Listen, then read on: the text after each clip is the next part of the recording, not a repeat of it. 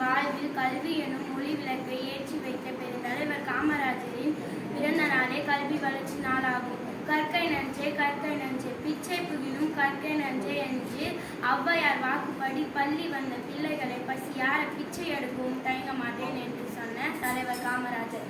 காமராஜர் அவர்கள் தமிழகத்தில் கல்வி வளர்ச்சிக்காக ஆற்றிய சிறப்பான தொண்டுகளை போற்றும் வகையில் அவருடைய பிறந்த நாளை கல்வி வளர்ச்சி நாளாக கொண்டாடப்பட்டு வருகிறது. இன்றைக்கு தமிழகம் கல்வி தொழில்நுட்பம் மேம்படுத்தி திகழ காமராஜர் ஏற்படுத்தி கொடுத்த அடிப்படை கல்விதான் காரணம் என்றால் அது மிக இல்லை. காமராஜர் அவர்கள் 1903ஆம் ஆண்டு ஜூலை மாதம் 15ஆம்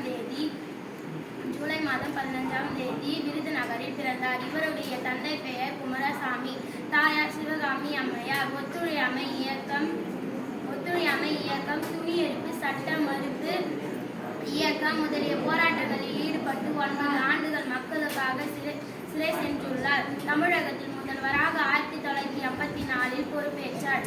எழுத்தறிவித்தவன் இறைவனாவான் என்று கிணங்க இலவச கல்வி, மத்திய உணர்வு, சீருடை என கல்வி வளர்ச்சி ஒன்றே நாட்டின் வளர்ச்சி என கருதி செயல்பட்டதால் கல்வி கண் திறந்த கடவுளாக போற்றப்படுகிறார் பெருந்தலைவர் காமராஜர்.